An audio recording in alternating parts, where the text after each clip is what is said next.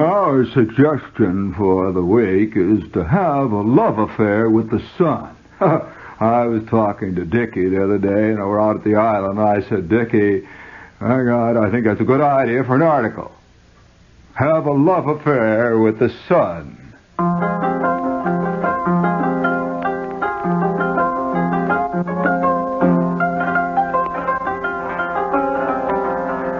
Said hello, England. 6 Chinese restaurant employees were charged today with beating to death a customer who argued about check. Ryan Peace, 24, died of head and other injuries Saturday night shortly after beating. Police Chief James Ball said that after trouble developed over check, quote, the 6 accused waiters armed themselves with metal pipes, pieces of timber, and forks, and beat up Pierce. He later died after arguing about check.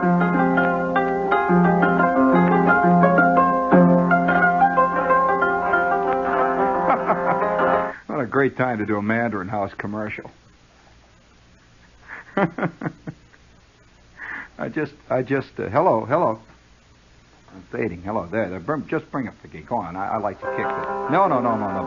Bring up the gain on this thing. Way up. I like to kick this baby. Hello. Give me some give me some modulation. Hello. 1, 2, 3, 4. There you go. You mean I'm peaking? It's funny. It's way down tonight. But you know, that is a great moment now to do a Mandarin House commercial. I'll tell you though, there is something about restaurants that brings out in certain people true insanity. Yes, I don't know what it is. It's a kind of insanity that is not even known. Oh, speaking of insanity, speaking of wild modes, you have the thing up there? All right, let's go. 1, 2, 3.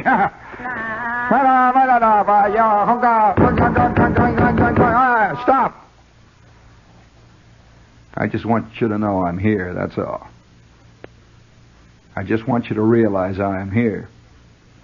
Westfield, New Jersey. 2 teenage boys, tennis fans, used science last night in Westfield to practice their services despite the darkness. The 2 boys donned infrared glasses and put fluorescent paint on the tennis ball. Around 9:30 p.m., police in Westfield received a call informing them of the Nocturnal match. Dispatched by Deck Sergeant Norbert Koza, Patrolman William Kenny went to the Orchard Street tennis courts. Putting on a pair of the glasses, the patrolman said all he could see was a ball bouncing up and down in the dark. It reminded him, he said, of the one ball that bounces on the top of the song words in movie shorts. Sing after me, we will now sing Red Sails in the Sunset. The boys, however, had to leave the court.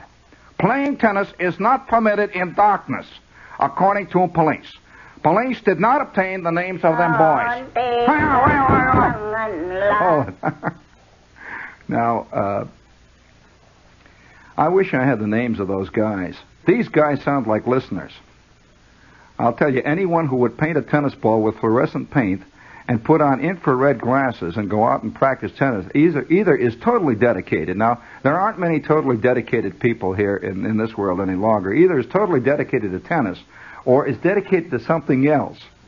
In fact, there's a lot of things there. I think it's a great story.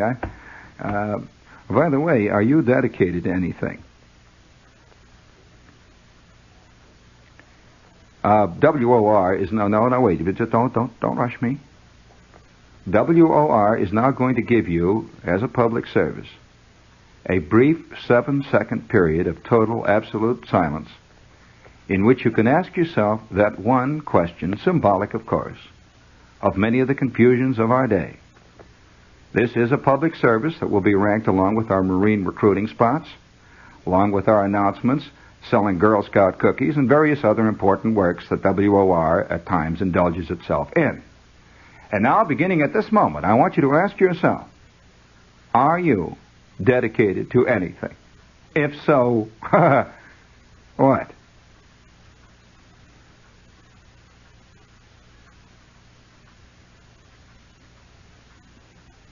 Now, come on, you're not playing the game. Be honest just once in your life. Don't give me that jazz about social stuff you're dedicated to. Tell me what you're really dedicated to. Nobody will know. It's late. Everybody's in bed that count. And you don't have to say it out loud anyway. What are you dedicated to?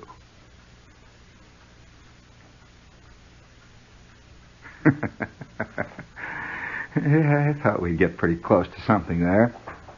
You'll admit that was a real public service there for one moment, that that kind of question. In fact, I think that wouldn't be a bad thing to write on your mirror in the morning, time to time. But you know, speaking of these tennis people, it reminds me of something. It's funny how it dredges something out of the dark fastnesses of existence, goes beyond. And speaking of being things driven out of existence, you know, I'm a great advocate of. It's pretty hard to at this time of the world's history to tell people to look at things around them. But have any of you ever heard of Yellow Kid Weil? W-E-I-L. Does that name mean anything to you? Any of you in there? Do you know who he is? Don't you know who Yellow Kid Weil is? Yellow Kid Weil, along with Luke Appling, was literally a byword in my family's home when I was a kid, and hardly anybody knows about him today.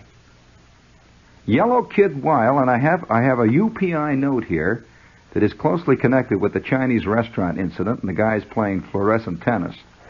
I will read to you in Chicago. You don't want to hear it in Chicago accent. Chicago. I've been a fraud and a scoundrel for 50 years, said the little man in the yellow spats and black Homburg. It's been fun. Joseph Yellow Kid Weil, as sturdy as a blue ribbon bull, on the eve of his 86th birthday, reminisced about his years of fleecing wealthy businessmen and industrialists of millions of dollars. Right. That's right. I'm still going strong, he said.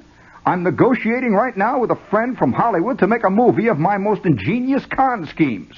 This movie, in fact, could be my final statement on the subject. The bearded Weil said, it will be based on true incidents never publicized before. All right, I want to tell you who Yellow Kid Weil was. Yellow Kid Weil was one of the most magnificent con men who ever lived in America. And I will award you the brass figurine with bronze oak leaf palms if you can tell me why he was called Yellow Kid. Why? Look at us, Americans. We don't know one of the truly great Americans because he came up the hard way. He did it the American way. He sold gold bricks every inch of the way and became fantastically famous at it. A true con man. Well, Yellow Kid Weil was honored in my house because, you know, Chicago, I'm going to tell you something about Chicago as an American city. A little bit different from New York. Perhaps Chicago is more outward in what it believes. It doesn't know yet the showbiz attitude of hiding your true motives, hiding what you really want to say. In Chicago, Yellow Kid Weil was famous as a con man. Why he was famous is interesting. Because Chicago admires dishonesty. In fact, it kind of enshrines dishonesty. I remember as a kid sitting around the house and hearing people talk about Al Capone. What did they say about Al Capone out here? Well, Al Capone in Chicago was honored, literally honored. And the reason he was honored was because there were soup kitchens somewhere in Chicago that Al Capone ran.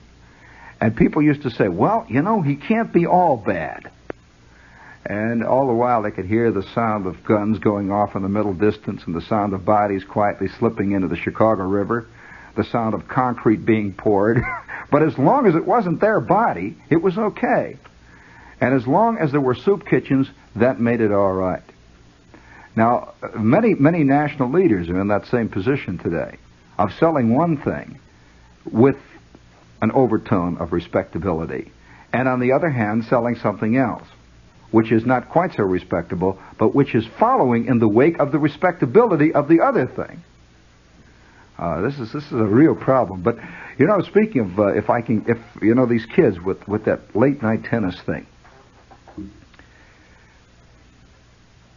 I don't know whether you've ever been involved in nocturnal games. Rotten minds everybody has. I'm talking about nocturnal games, nighttime games. Well, I remember as a kid, one of the things that used to happen that we took up briefly, and this is an awful thing. I'm going to have to tell you something that has never been reported, even to my old lady. It was a moment of kind of revelation, but a moment of perhaps understanding myself better than I should have. There was a peculiar fad that swept through about 15 kids in my neighborhood. Just a bunch of guys that would always play shinny out in front. A whole bunch of guys that would hang around together.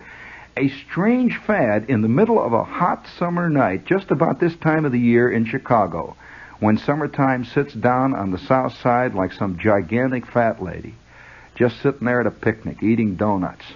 It just sits down on you, boy, and you can just feel it. It's just literally sitting down. Well, it is at these moments that kids think of painting fluorescent tennis balls and playing late at night. No, he was not named after a comic strip character. Oh, boy. Oh, I'll tell you. Yellow Kid Weil was named Yellow Kid Weil because Yellow Kid Weil always wore magnificent imported French Yellow Kid gloves. These were his trademark. He also had fawn-colored spats. He rarely fleeced the victim unless he was in full afternoon morning dress. As a matter of fact, and that's spelled with a U. He had magnificent style, and the Yellow Kid gloves were particularly Chicago. Had nothing to do with a comic strip of the same name. But nevertheless, getting back to this, there's going to be a confession tonight. Speaking of confessions, this is WOR AM at FM New York. A very sick thing. But there is going to be something which I don't know whether I should tell this or not, All right, I will tell you this. I'll have to begin at the beginning. Out of our memory, you can drag almost anything that happens in the world today. Injustices, biases, sudden lurkings in the dark, bumpings, movements that shouldn't be, magnanimous gestures. Each one of us, I have a belief that any human being, can understand the motives and the attitudes of every other human being in any situation if he is ever really honest. If he is ever truly honest about himself, primarily. Well, I'm going to give you something. Tell the kids to go to the next room, will you? We can't have kids tonight. No, seriously, this is a terrible thing because I don't want to give them any ideas. But I'm going to. There's a true confession. All right. Okay, everybody's ready for a true confession. I don't know whether you're ready for it because what we call true confessions are not really true confessions. They're kind of phony. Now I want you to look at yourself once and admit that you've done things like this. We were about 12 years old, which is a very yeasty age at this time of year. Oh yes, Esther Jane Albury was changing. Oh indeed. Eileen Akers had already changed. There was a lot of talk in the neighborhood about that. Other things were going on which were incomprehensible to many of us. I had read my first Spicy Detective and had hid it under the icebox down in the basement. Later to be discovered on a fantastic traumatic afternoon, which we will not even talk about at this time. When I went down one afternoon to get a model airplane and my old man was reading it. You don't want to hear about that confrontation, do you? And he looked up at me and he says, "Where did this come from?" I said, "I don't know." He says, "Oh?" And he went out to read it. See, and he was reading a story which I had read, which I thought was particularly good. It was about this guy that parachuted into this farm somewhere out in the wilds, and he was being tended to by this magnificent girl who somewhere along the line had torn her clothing because she's on a farm. They tear their clothes a lot out there, and I wanted to, compare notes with but I saw him reading this. It was a fantastic illustration on the left-hand page. I can still see it.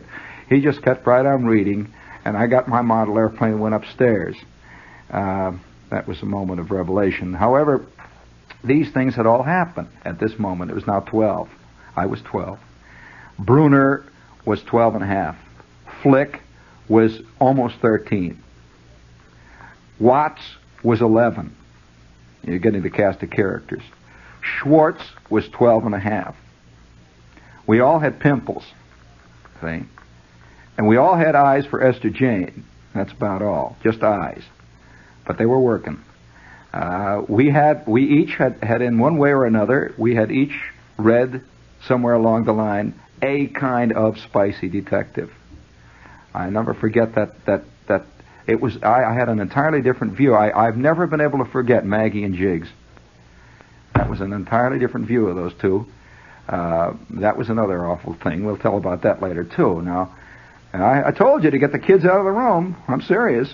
I can imagine a lot of guys are falling out of the front seat of their car, and roaring, hitting their head on the gear shift knob, and the woman next to us, what's he talking about? Well, this is a male program tonight. It's not a woman. I do not know what happens when a woman discovers sex. Not ever having been a woman. No, I do not. I do not know what goes through the mind of 10-year-old girls. And it's not a matter of discovering sex. It's discovering life itself, I guess. Those great, fantastic, unbelievable, pulsing forces which we all know about. Males especially, I suspect. Well, here it is, dark. We are out playing some very innocent game. Just throwing a ball over a garage or hollering or hitting each other or something. It's a very innocent game. When, like spontaneous combustion, almost as if a fire had been ignited from within, it spread through the 15 of us. There were about 15. Flick, Watts, Schwartz, me, Bruner, Stryker, Martin, and all the rest of these guys. Doesn't matter. It's about 15 of us louts running around out in the back, when one dark form, scurrying along through the alley, chasing the ball. I don't know how to tell you this. Let us put it on this way. Suddenly we became 15 peeping Toms. Now, I'm just telling you the truth. I'm just laying it out. You want to hear the story? So the 15 of us are sneaking around looking at people's houses in small groups. Let us say in small combat platoons, moving like shadows through the bushes. Kids are very good at moving in bushes at the age of 12. We were like animals. We had lived most of our lives in the swamps in that area. We were not city kids, really. We really knew how to move. We had spent whole summers sneaking up on sparrows, spatsies, shooting them with BB guns. That takes some sneaking. I'll tell you got to know how to move in the bushes, like a shadow. And so we were what embarrasses me is that we were exceptionally good peeping Toms. Being 12 and being very fast and fleet of foot.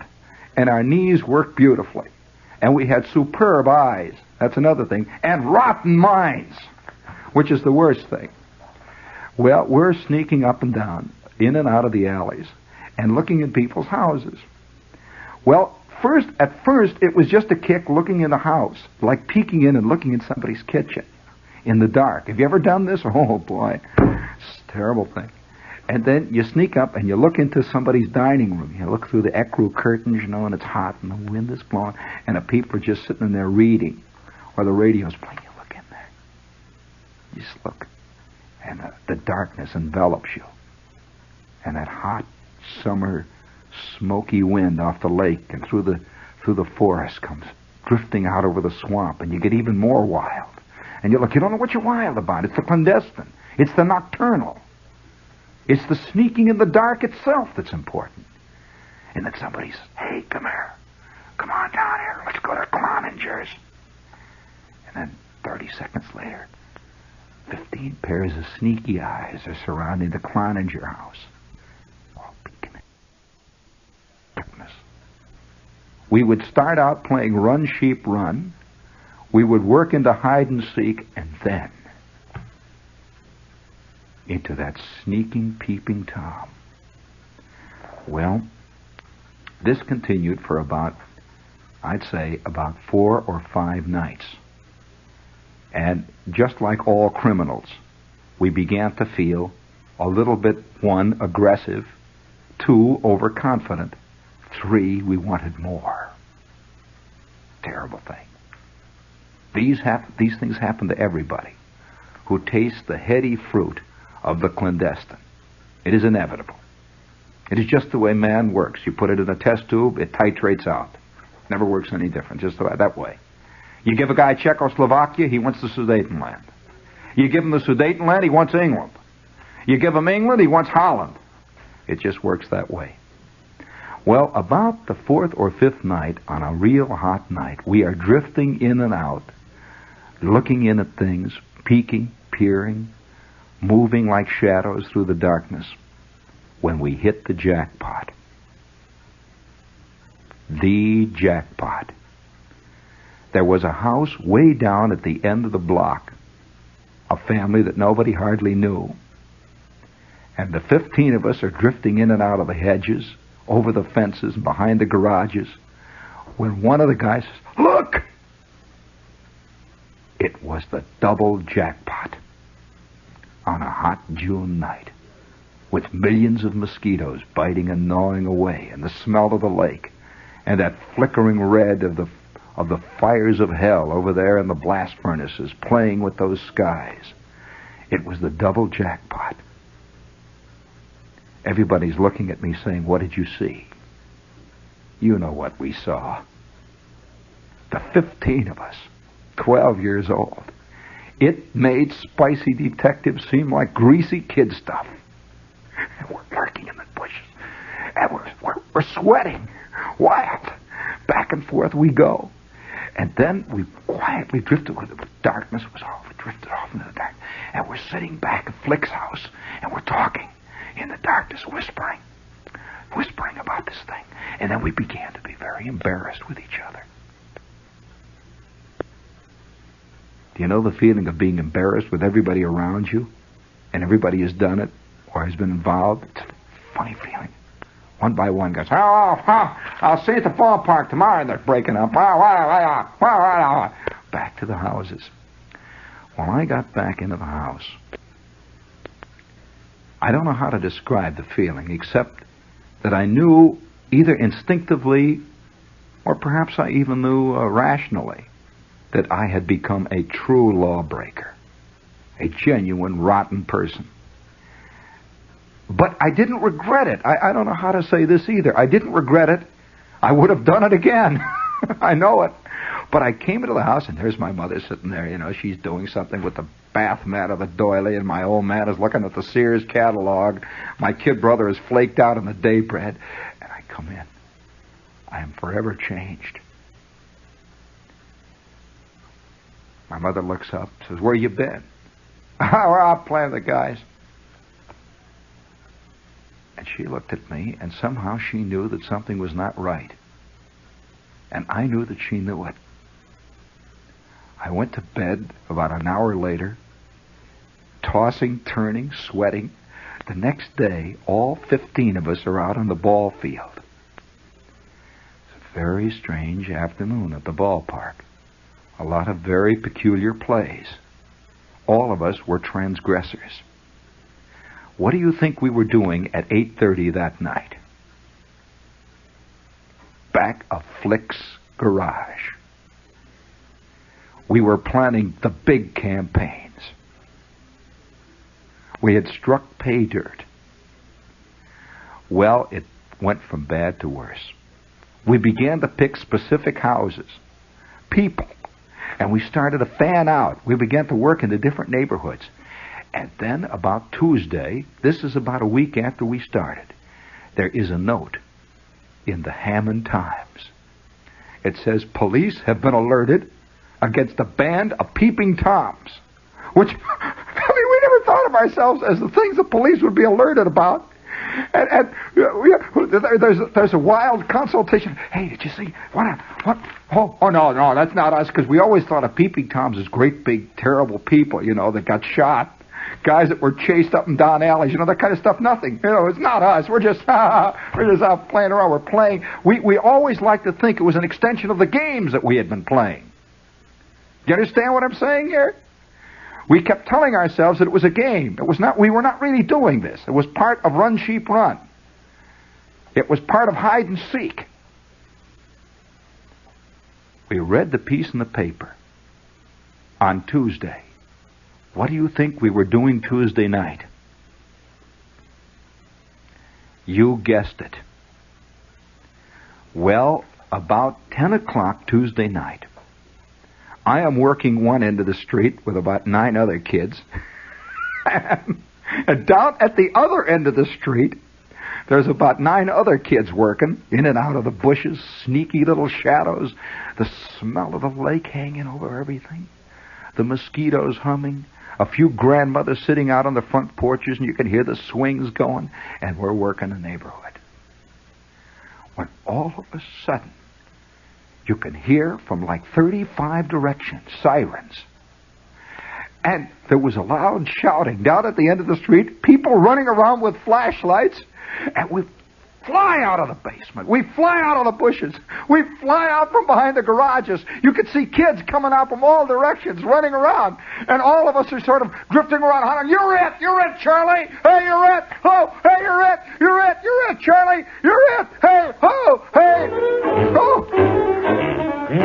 oh. Well, that ended the peeping Tom business in the neighborhood. And it was said around there that it was a false alarm. That the old lady down at the end of the street had just been imagining things when she saw that face in her bedroom window. Everyone said she was kind of a nut. And there were 15 kids that agreed, loudly. Even adding a few details about how nutty she was. I remember the time out in the front lawn I would hit the ball. And everyone sort of added fuel to this thing, this nut down at the end. But now, for the first time, you know the truth. You know the truth of the summer madness that lurks in that Stygian cellar of the mind of man. But is it summer madness? Am I still capable of lurking in the darkness? One guess. Are you?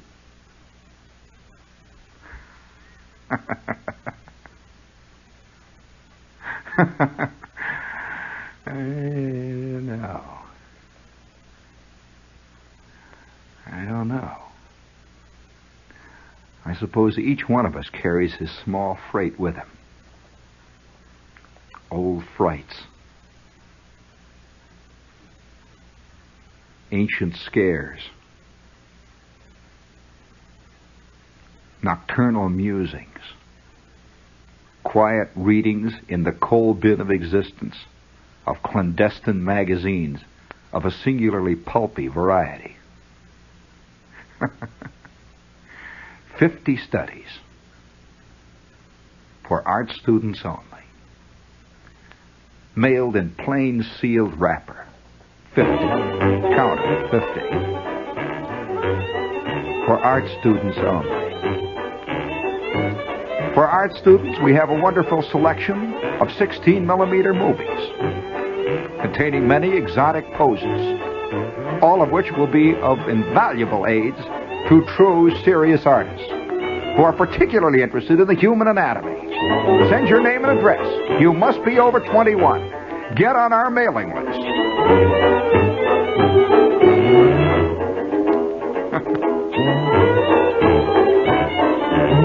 All right, cut it out. And then of course, there's the awful night. I'll have to tell you one more thing, because the summertime brings this kind of thing out. It just doesn't do this in the winter. I'm looking at those. Just look out once. Look at the sky flicker. Well, it's been flickering. Summer storms. And I believe it is nights like this when wars are plotted, when unbelievable trysts are contemplated, and various other... I hate to admit it, the devil has by far the best part. He's got the great lines. It's very difficult to find anyone, I've never known anyone, really, who, if he was really honest, did not have a tremendous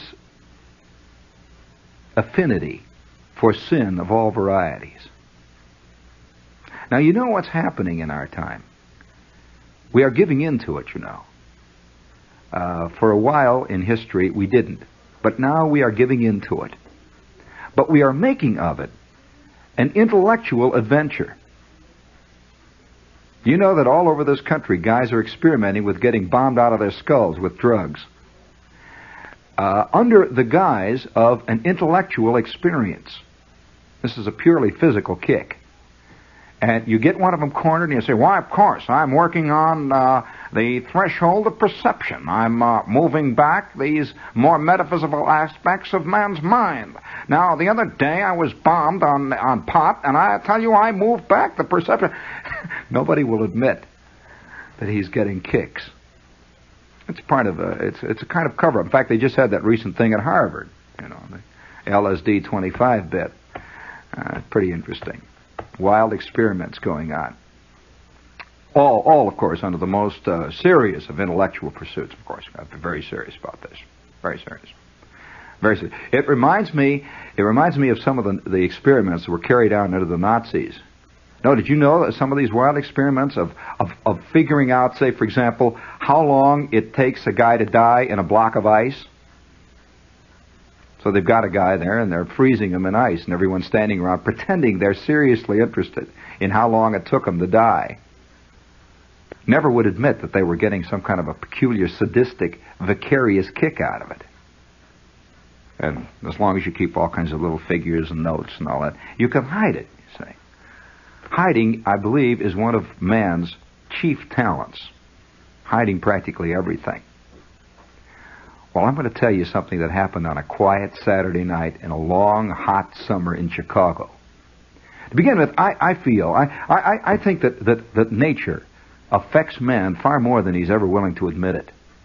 I believe that a man living, say, in Mississippi, near the swamps, malarial, hot, steamy, has many other forces working on him than any of us can ever possibly understand. I just believe this.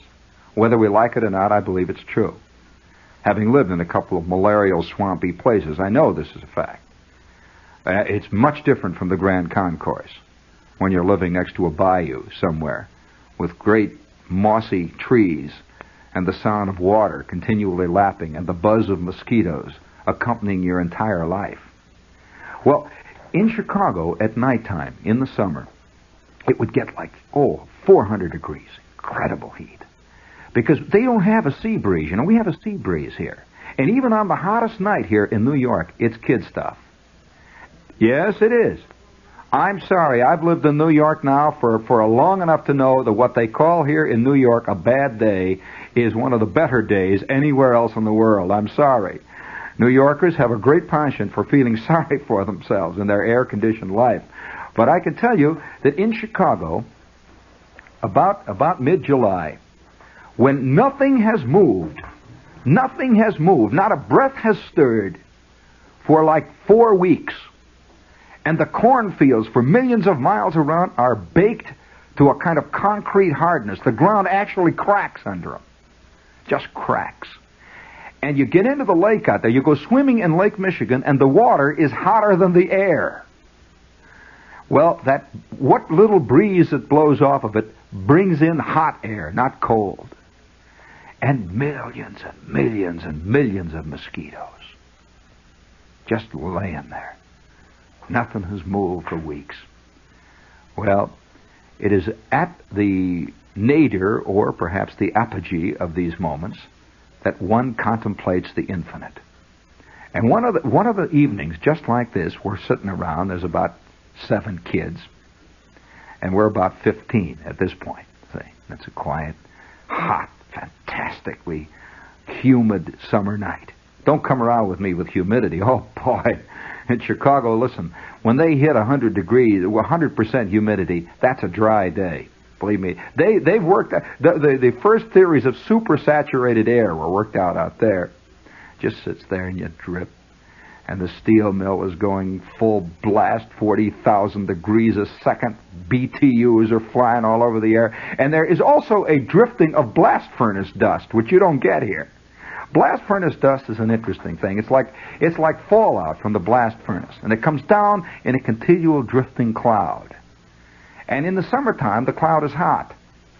It's like little hot pieces of ash coming down. So we're pulling around scratching, and you can smell the Lever Brothers plant. They're cooking soap a couple of miles down the road there. And it produces a heady kind of existence. Everything's going on at once. You grow so that you live with the mosquitoes. You're part of it, you know. You just live with them. You don't even think about it. I remember standing out in center field at twilight in a cloud of mosquitoes so thick you could not see home plate clearly. Really. I'm serious. With the lights on in a ball game. And they'd hit a fly ball, and you would just see the mosquitoes. It was like a wash. The ball is going through the cloud. You could just see the wash, the waves of mosquitoes. And you play it. You're running through clouds of gnats. Millers are flying all over you. Mosquitoes, gnats, flies, moths. And finally you reach up and you get the ball going away, and as it hits in your glove, you hear squish. That's the truth, I'm telling you. And then if you breathe too deeply, you're liable to get 3 or 4 millers, 2 moths, and a bee that was out late, coming home from work. You just inhale, that's all. It's a kind of a wild scene out there. Well, on a quiet night like that, we're sitting around. What do you want to do? I said, what do we do? You want to go down to the...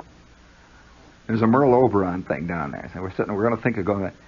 Well, somebody announced, we had a car, somebody announced, well, it wasn't really an announcement, it was a challenge. Challenges are often made in the form of an announcement.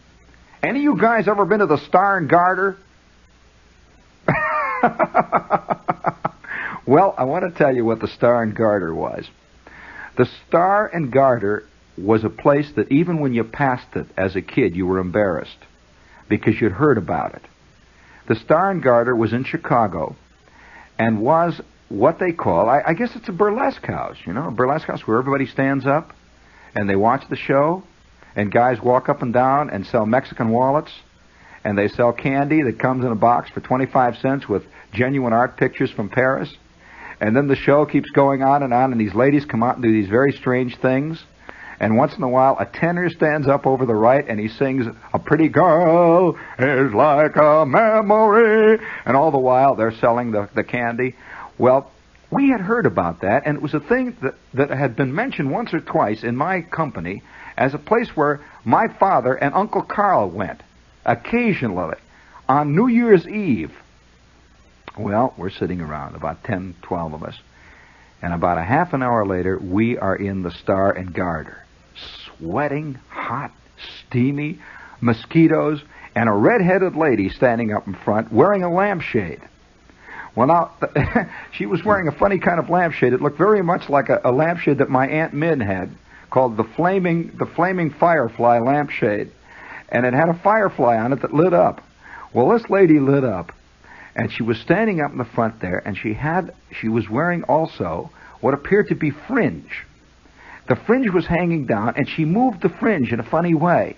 And she kept sort of hanging on to the scenery. I had never seen anybody do anything like that before. And there was a guy sitting down in front wearing a toupee hitting tom-toms. And he was going dum dum dum dum dum dum dum. Well, at first I didn't like it. Well, about 10 minutes into the show, I not only found that I liked it, that I felt that I had found some kind of truth.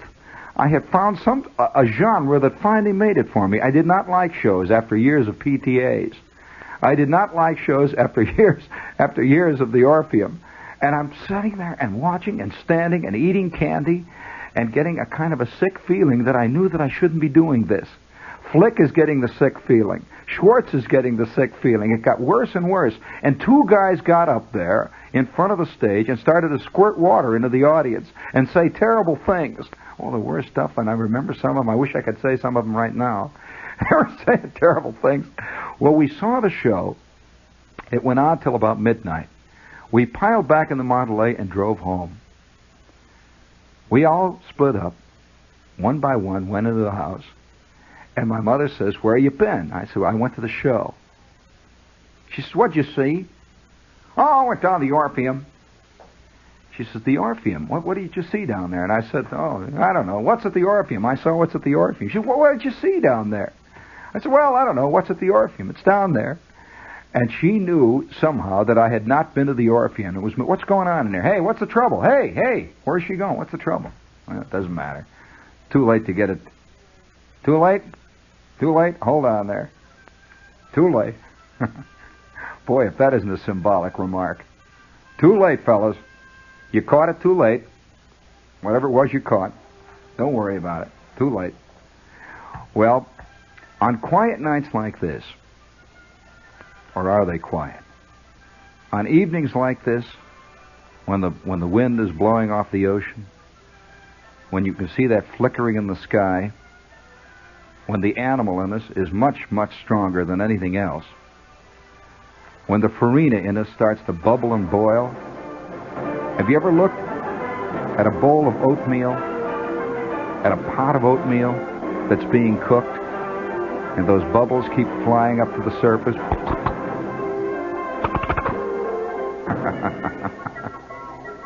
How many peeping Toms are with me tonight? Now, being a peeping Tom does not necessarily mean that you actually went and did it. I repeat the question. How many peeping Toms are with me tonight? How many fans of red-headed ladies wearing lampshades are here this evening? Raise your hands. As I said, this is not a girl show tonight. How many fans of Spicy Detective are here tonight? How many Maggie and Jig addicts are there with us tonight? Out there in that Stygian darkness, with the sky flickering over us, with that hot, summery breath coming in off the ocean, and you can smell somewhere the light force